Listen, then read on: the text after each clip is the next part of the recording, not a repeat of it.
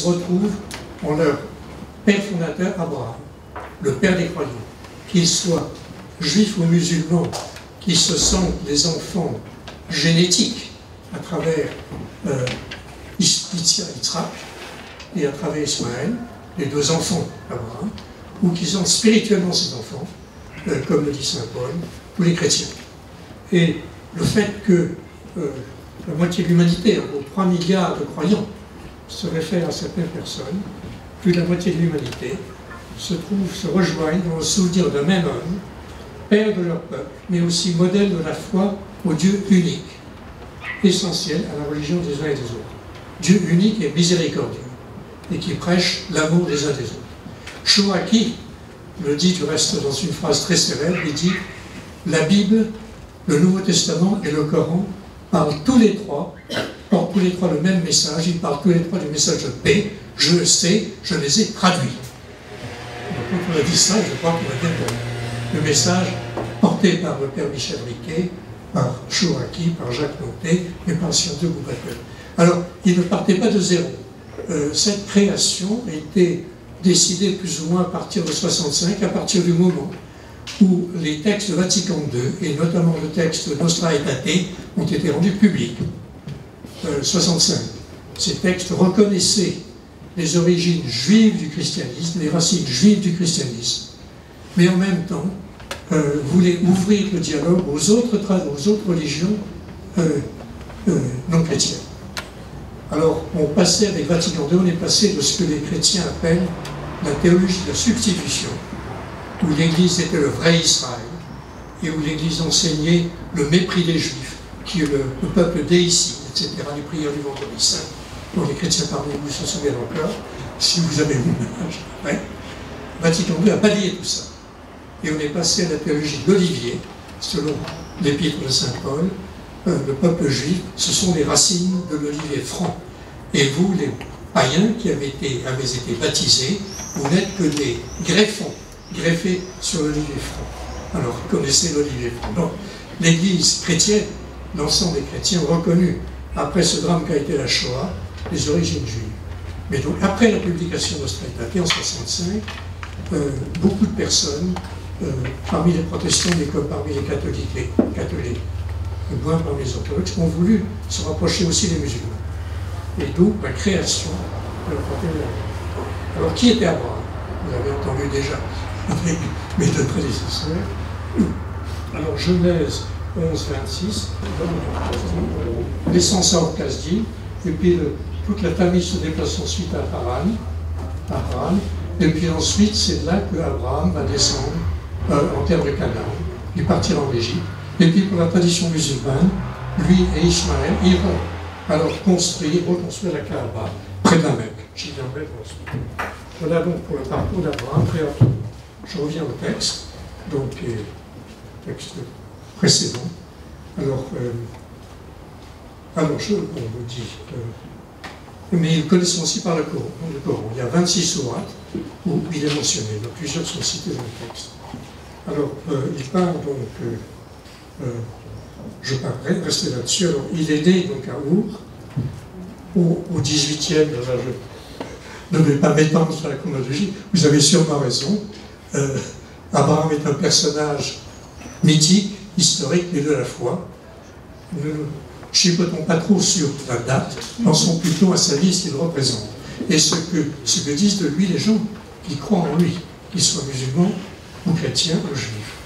Alors, il est dit, et ici il y a une divergence dans les traductions, dans la Bible juive, il est dit dans ce verset, « Lech lecha » va pour toi, ce qui n'est jamais traduit dans la version française, jamais compris pourquoi. Va pour toi, c'est-à-dire pour toi-même, pour te réaliser. Hors de ton pays, de ton lieu natal, de la maison paternelle, vers le pays que je t'indiquerai, et par toi seront bénies toutes tes familles de la terre. Vous connaissez le texte. Il a alors 75 ans, il part avec Sarah, son épouse, qui est stérile, Lot, son neveu, leur serviteur et leur bien, il s'installe à Sichem, environ la pelouse actuelle.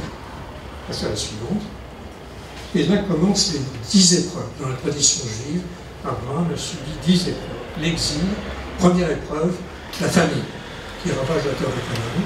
Abraham et sa famille et ses gens sont non pas des cultivateurs, des paysans, ce sont des éleveurs. Ils partent en Égypte où il y a effectivement de l'eau et le Nil. C'est ici qu'il y a premier événement, celui qu'on a cité tout à l'heure, c'était un deuxième avec Abimelech, le premier déjà avec Abraham, avec Pharaon, où Abraham rentre en Égypte, dit à sa femme, tu es belle, les Égyptiens vont me tuer pour te prendre, il faut leur dire que tu es ma sœur. C'est le même argument qui est repris 2 fois dans l'histoire d'Abraham. Alors, ça se passe, Pharaon reconnaît, essaie d'apprendre, et puis tout le monde tombe malade, il reconnaît ensuite que Sarai est vraiment l'épouse, alors il les chasse, mais en les dotant largement. Et il se retrouve à son tour. Alors, il remonte donc en terre de Canaan, plutôt du côté de la mer Morte.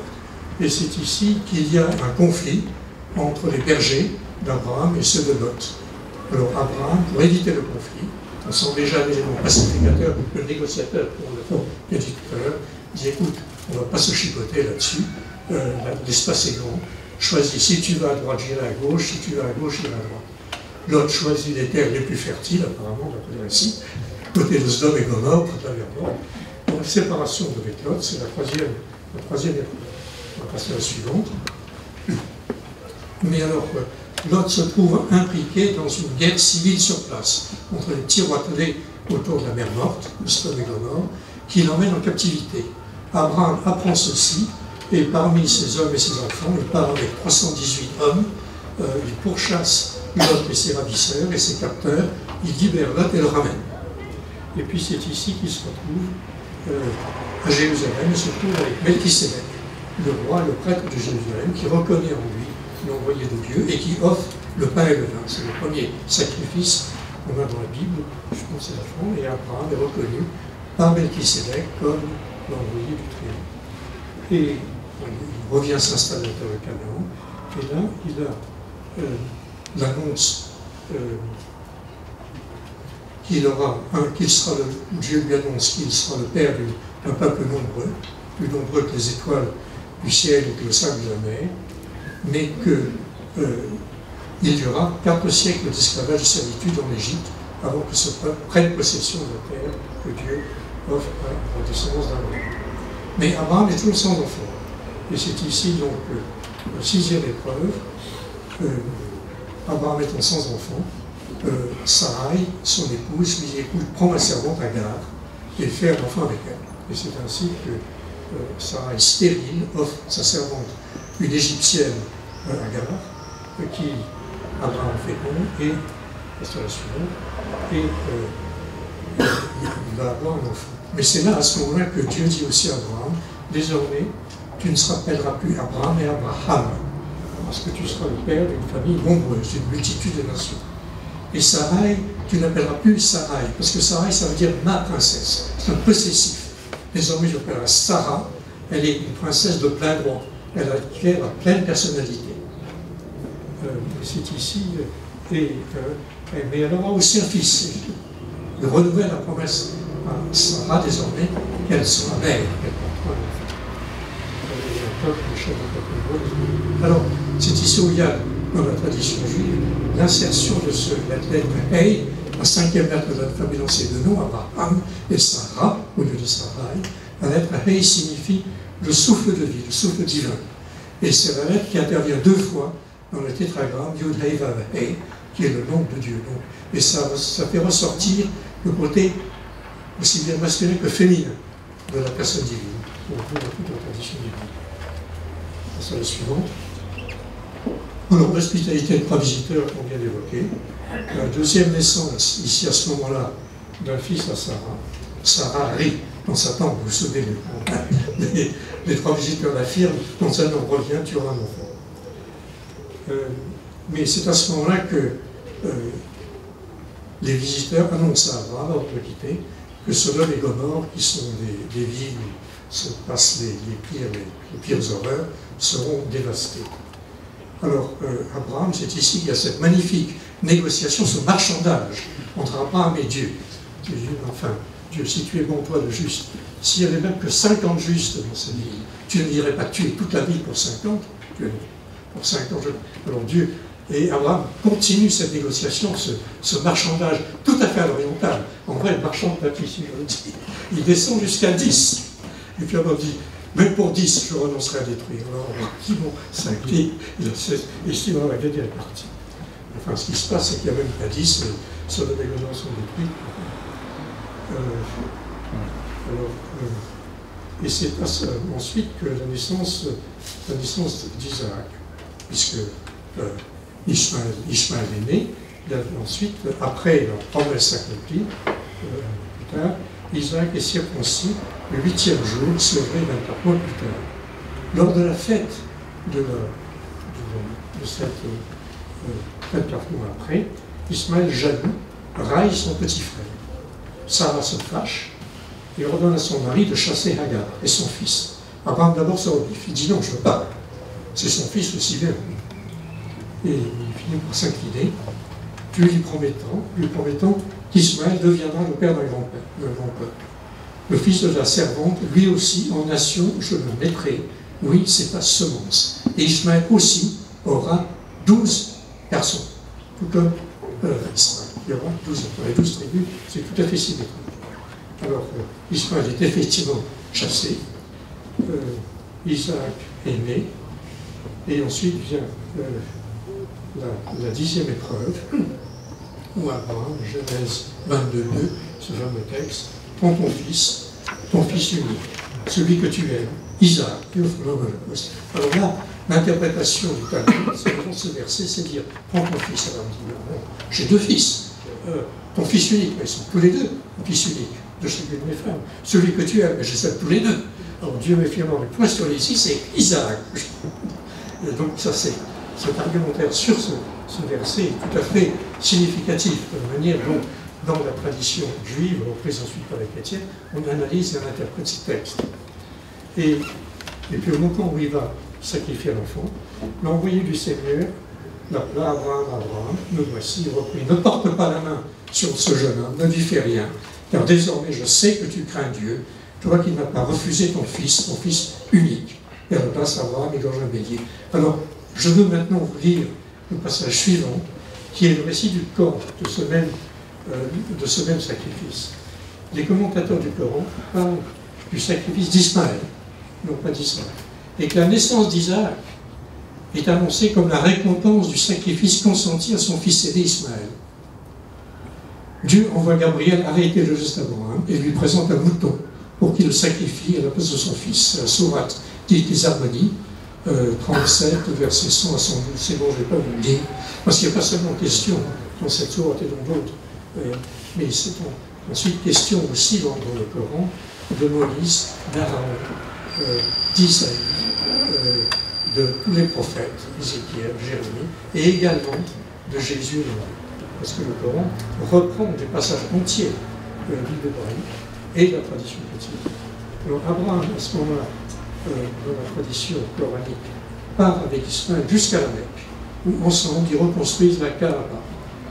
La Kaaba, c'était ce temple qui avait été, dans la tradition coranique, initialement construite par Adam, puis détruite pendant le déluge. C'est la suivante, la Kaaba. Voici la première maison manifestée aux humains, celle de Bakat. Bakat, c'est le Mecque aujourd'hui. Et béni, guidant ses univers. Les sourates, vous avez des références ici. Il y a là un signe manifeste, un lieu où Abraham s'est tenu debout, quiconque y entre est en sûreté. Dieu prescrit au pèlerinage à ce temps comme devoir à qui en a les moyens. Passons à la suivante. Alors voilà, donc vous avez Abraham et ses 10 épreuves, Sarah meurt, et Abraham construit pour elle un tombeau à Hébron, ce qu'on appelle aujourd'hui le tombeau des patriarches. Il envoie son serviteur chercher une épouse pour Isaac, parmi sa parenté, restée à Our, jusqu'à Sdim. Mission accomplie, et Rivka, la petite nièce d'Abraham, épouse Isaac. Hagar, renommée Ketura dans la Bible, mais c'est Hagar dans la tradition juive, qui revient auprès d'Abraham pour le servir et enfanter d'autres enfants. Abraham expira et mourut dans une heureuse vieillesse, âgé et satisfait. Il fut inhumé par Isaac et Ishmaël, ses fils, dans le caveau de Marpella. Là furent ensevelis Abraham et Sarah, son épouse. Genèse. Voici donc l'histoire d'Abraham, dans la tradition juive et musulmane. Vous voyez, d'après les citations du Coran. J'aurais pu en citer beaucoup d'autres, mais le temps presse. Passons à la suivante. Passons à la suivante. Alors, Abraham, quel est ce personnage? Parlons pas du personnage historique dont il a vécu exactement, mais qu'est-ce qu'il représente pour nous dans ces traditions? D'abord, c'est la fidélité à Dieu et sa foi en sa parole. On y doute parfois, bien sûr, mais il veut un témoignage. Et Dieu lui donne chaque fois témoignage. Parce qu'Abraham a manifesté sa foi en Dieu. Et puis il le montre comme exercice. Première caractéristique, donc, la foi au Dieu unique et miséricordieux, puisqu'il négocie avec lui le sauvetage qui sauve le monde.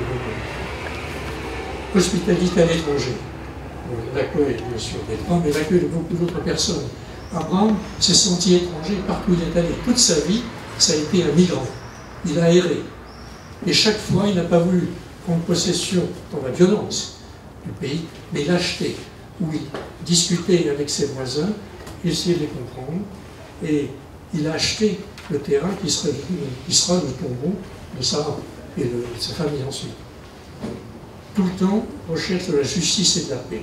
Il va sauver Lot, mais ensuite il essaie de négocier pour arrêter les conflits entre ses bergers et ceux de Lot.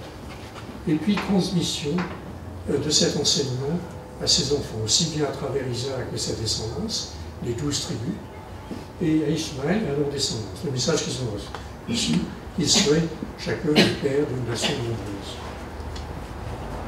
Alors, voilà donc le personnage d'Abraham. Vous comprenez que pour les fondateurs de la famille d'Abraham, ce personnage est essentiel, parce qu'il montre bien un personnage qui est reconnu dans la tradition juive, dans les textes que vous avez vus, dans la tradition musulmane, dans les textes que vous avez vus, il y en a beaucoup d'autres. Et dans la tradition chrétienne, qui reprend à la lettre la tradition juive. Voilà le personnage, donc symbole d'unité, et qu'il a été jugé symboliquement très très important, en pleine guerre des 6 jours, de manifester l'unité entre ces 3 familles religieuses, les 3 familles reconnaissant Abraham comme leur père, le père des croyants, à la mosquée de Paris, donc en juin 67. Alors, la bibliographie, je vous envoie ces quelques livres que vous avez ici. Je vous recommande surtout René Guiton, le prince de Dieu. René Guiton a suivi à la lettre le parcours d'Abraham, jusqu'en allant à la mosquée, en se déguisant en musulman, pour faire le pèlerinage de la mosquée, pour suivre Abraham pas à pas. Et son livre est magnifique à lire. Raphaël Draï, André Chouraki. André Chouraki a d'abord traduit le Coran, traduit la Bible et le Nouveau Testament, beaucoup de livres, et son dernier ouvrage, le Testament, le feu de l'audience. Enfin, le père Michel Riquet, le 4 fondateur, au cours de la séance de fondation de la fraternité d'Abraham, c'était en novembre 67 à la Sorbonne, un texte où il explique pourquoi la fondation s'est créée et qui était Abraham dans la tradition juive, chrétienne et musulmane, dans ce texte très grand. Merci de votre attention.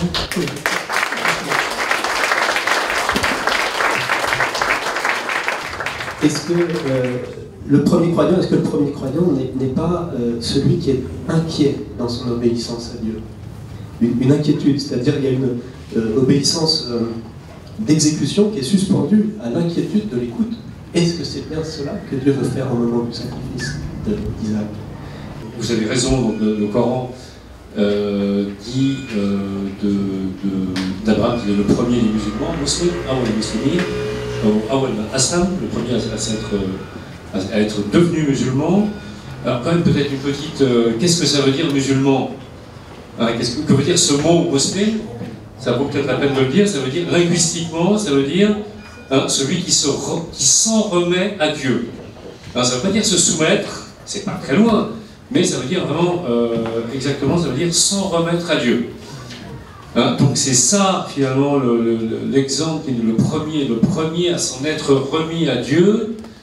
Sauf que quand on regarde, et ça c'est encore une fois, je remercie Ibn Hazm de m'avoir fait voir ça, même si lui ne le voulait pas sûrement, c'est que finalement cette remise de soi à Dieu qui est censée caractériser Abraham, même dans le Coran, elle est limitée. Quand il demande à Dieu de lui montrer comment il ressuscite les morts, il y a Alors, je ne sais pas si c'est ça que vous voulez dire par une certaine une incertitude, moi j'entendais ça comme rejoignant un peu ce que j'avais essayé de dire sur l'ambiguïté du statut prophétique. Alors pour ce qui est de l'écoute, alors là je ne vois pas très bien le lien avec le Shema Israël. L'écoute, l'incertitude qui pourrait limiter finalement la définition d'Abraham dans le Coran pour Moslem, qui s'en remet entièrement à Dieu. Je ne vois pas, ce serait plutôt des choses du genre de ce qu'il y avait dans nos textes, hein, où il dit Dieu dit qu'il ressuscite les morts, mais comment il fait? Voilà. Montre-moi. C'est ce genre de choses que je vois. Je ne vois pas trop l'incertitude sur l'écoute dont vous parlez.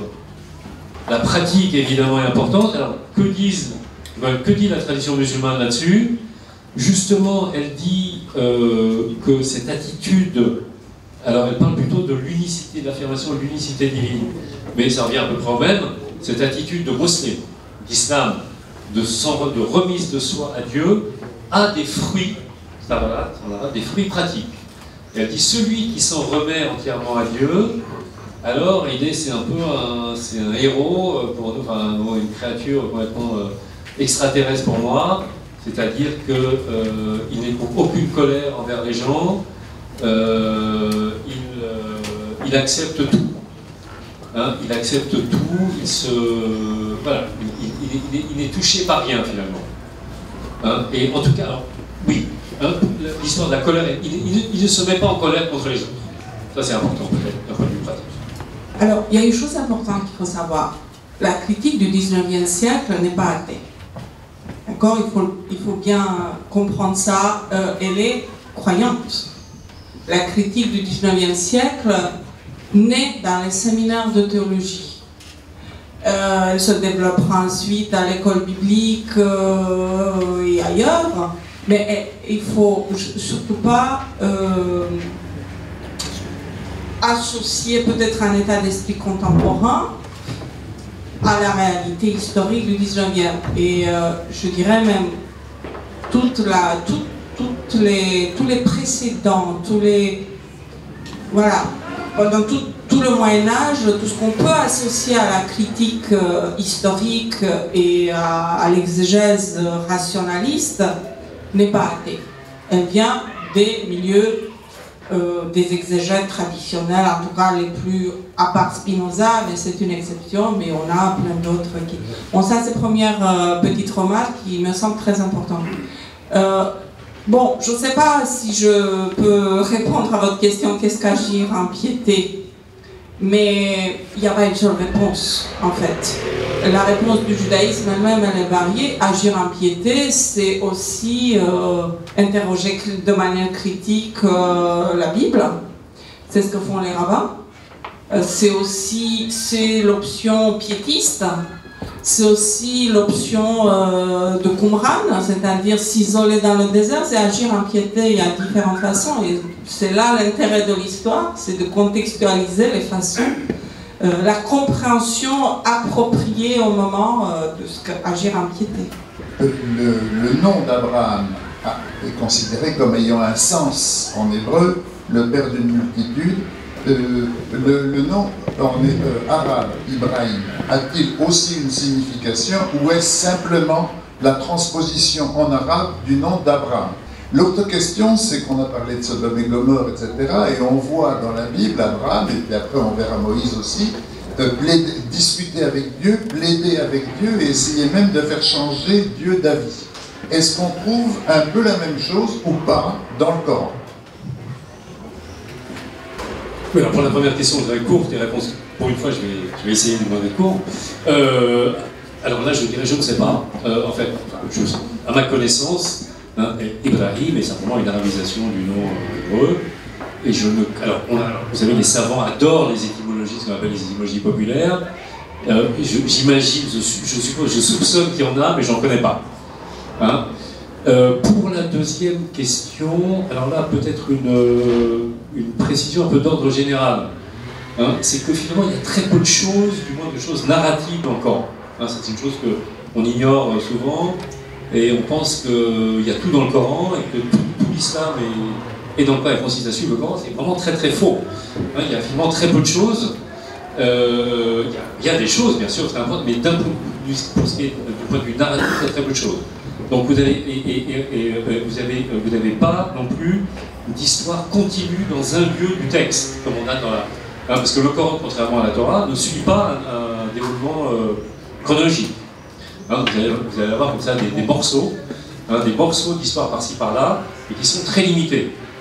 Donc l'histoire de la négociation, qui d'ailleurs a bien sûr, qui a déplu fortement à Ibn Hazm, comme vous pouvez imaginer, elle n'est pas dans le Coran. Est-ce qu'elle est dans la, si vous voulez, la grande, pour vraiment les histoires de prophètes, tout ça, hein, c'est pas du tout dans le Coran, mais dans d'autres sources. Pour le prophète Mohammed, on a ce qu'on appelle la Sira. Pour les autres prophètes, on a un autre genre qu'on appelle Qasas al-Anbiya, les histoires des prophètes. Hein, et là, et les sources de ce genre de littérature musulmane, ces sources sont principalement des sources juives et chrétiennes. Donc il y a des chances qu'on trouve cette histoire de négociation dans ce genre de choses. Dans le Coran, on ne le trouve pas, mais c'est normal, je veux dire. Hein, c'est pas spécialement significatif. Et l'autre question que je voudrais poser s'adresse à vous, madame l'historienne du judaïsme, et d'Abraham du moins. On est en l'an 2000, passé 2017. Et si je reprends l'histoire que vous avez évoquée, on rajoute 2000 ans, ça fait 4000 ans. Qu'est-ce qu'on fait des 5777 ans du judaïsme, du calendrier juif? Ils sont où? Il manque 2000 ans là dans l'histoire. Je pense que moi je vous ai donné la chronologie, enfin je veux dire, j'ai converti la chronologie biblique en chronologie actuelle, je dirais commune pour avoir un langage commun. J'avoue que je ne vois pas très bien le rapport avec la chronologie juive. Bon, il y a une autre façon de compter le temps dans le judaïsme de manière traditionnelle, c'est vrai. Mais ça change rien à la réalité historique. On peut donner un autre chiffre, mais ça reviendra au même. C'est pas le nombre qui compte, que ce soit 2100 ou 5000, ça change pas grand-chose. On peut l'appeler comme on veut. Ce qui compte, c'est qu'on appelle ça le bronze moyen, qu'on a une documentation archéologique qui nous décrit le bronze moyen et que celle-ci ne reflète pas le monde narratif du texte biblique. Je veux dire qu'on change la manière de compter, de décompter le temps, ne change pas à la correspondance qu'on essaie d'établir entre une période et, je veux dire, si on change le décompte, la manière d'appeler le bronze moyen, on va changer aussi la manière de dater les textes bibliques, mais ça va ensemble, ça ne change rien. Peu importe quelle chronologie on adopte, hein, c'est la correspondance factuelle qui nous intéresse. Enfin, si vous avez un éclaircissement, parce que moi on m'avait dit, ce qui n'a pas l'air d'être le cas, que le nom d'Ismaël n'apparaissait pas dans le Coran. Et que ce sont des légendes ultérieures qui auraient introduit, puisqu'au départ, les premiers musulmans, paraît-il, étaient très très proches des juifs, ils se tournaient vers Jérusalem, etc. Donc, mais j'y connais rien. Or, mon ami vient de montrer que le nom d'Ismaël est écrit dans le Coran. Alors, je suis un peu surpris. Voilà. Écoutez, il y a toute la Sourate 37, les harmonies, qui parlent de ceci. Je peux vous dire, ça fait quand même plusieurs. Mais celui-ci accompagne son père et lui dit: mon fils, je me suis vu en songe et je t'immolais. Le vois-tu? L'enfant dit: oh mon père, fais ce qui t'est ordonné, si Allah le décide, je persévérerai. Quand il s'apaise, Ibrahim étend son fils sur le côté. Nous l'appelons: Ibrahim, tu as déjà accompli la vision. Voici, nous rétribuons ainsi les parfaits. Cette épreuve était décisive pour lui. Nous la célébrons par un sacrifice solennel. Nous perpétuons paix à Ibrahim. Nous rétribuons ainsi les excellents. Il est parmi les serviteurs, les adhérents d'Allah. Nous le bénissons. Écoutez, nous lui annonçons Yitzhak. Nous le bénissons, lui et Yitzhak. Leur descendance compte des hommes excellents, etc. Il n'y a pas le mot Ismaël? Non, mais ça c'était dans ce passage-là. Mais je vous renvoie je ne suis pas musulman, j'essaie quand même de comprendre un petit peu. Non, j'essaie de comprendre un peu. Je peux faire un petit déclassement là-dessus. Oui, bien sûr. Mais je veux vous rendre également ce que dit Ali Boubaker. Mais allez-y. Alors, si vous voulez, pour préciser un petit peu, le nom d'Ismaël n'est pas mentionné dans l'épisode du sacrifice. Le mot employé par le Coran, c'est Damir, l'égorgé, ou sacrifié si on veut. Le nom, donc après, ça c'est une pure question d'interprétation. De dire que le sacrifié, le Damir, c'est Ismaël et pas Isaac, c'est une question d'interprétation. Et d'ailleurs, au début de l'exégèse musulmane, il y a une divergence là-dessus. Il y a des traditions qui disent que c'est Isaac. Mais la tradition qui a fini par dominer, c'est celle qui dit que c'est Ismaël, tout pour une raison très très simple, je pense que c'est finalement aussi nébuleux que vous en avez l'impression, c'est que Ismaël est le père des Arabes, et c'est... D'où? Ah ça oui, même, attendez, même dans la oui, même dans la Genèse, même la Genèse veut dire. Oui. C'est pas un texte historique. Non mais là on n'est pas du tout dans l'histoire. Non, là on est dans la doctrine pure. Donc Ismaël est le père des Arabes, parmi lesquels est apparu un prophète, Mohammed. Et donc, ce qui veut dire que la prophétie qui était limitée aux Juifs s'est étendue et passée à un autre peuple. Là je parle de la doctrine musulmane, c'est pas moi qui dis ça, bien sûr. Selon la doctrine musulmane, donc il faut faire le lien. Et que Ismaël soit aussi un prophète, pas seulement un pur le fils délaissé d'Abraham, mais qu'il soit l'héritier aussi de la prophétie d'Abraham. C'est un peu la direction qui a pris la tradition musulmane. Donc c'est tout à fait compréhensible. Alors justement, là, il y a dans la polémique, il y a aussi une polémique là-dessus, puisque les musulmans disent, et ils ont raison, toujours sur la base du texte de la Genèse, que les Juifs disent que, alors la fameuse bénédiction d'Ismaël par Dieu dans la Genèse, Dieu a béni Ismaël, mais il lui a béni pour avoir la prospérité, la puissance, une grande nation, etc., mais pas pour la prophétie. Il a donné à la descendance, dans la Genèse, Dieu a donné à la descendance d'Abraham une puissance. Et finalement, ça c'est interprété par les musulmans, il leur a donné la puissance politique. La puissance politique, qui est finalement la conquête arabe et le califat, ça c'est reconnu par la Genèse, selon eux, mais la Genèse exclut la prophétie. Et bien sûr, tout l'islam est fondé là-dessus, qu'il y ait un héritage, non seulement un héritage, on peut dire, de puissance, mais aussi un héritage religieux. Mais donc, excusez-moi, la tradition musulmane évacue ou passe sous silence le jugement péjoratif que le texte biblique porte sur Ismaël. Oui, vous avez raison, sauf que ce jugement n'est pas si péjoratif que ça, puisque le texte biblique reconnaît la bénédiction de Dieu à Ismaël, mais juste pour la puissance, la prospérité, la même Isaïe a une bénédiction. Ça n'a rien à voir. Oui. C'est comme s'il y avait un peuple qui se réclamait d'Isaïe. Non, c'est-à-dire que là, ça, je ne me rappelle plus la bénédiction d'Ésaü. Non, mais je veux dire que... Mais là, si vous voulez, le texte, je ne me rappelle plus le texte. Ismaël et Isaïe, dans le récit de l'histoire du patriarche, sont des impasses. Du point de vue de l'histoire de la conséquence. Moi, j'y connais rien non plus, mais j'ai l'impression qu'ils sont un peu évacués de la sphère religieuse, de la sphère prophétique. Oui, Ismaël se moque de son frère quand il est comme ça. Oui, ils sont mais je leur ai reconnu toujours cette bénédiction, etc.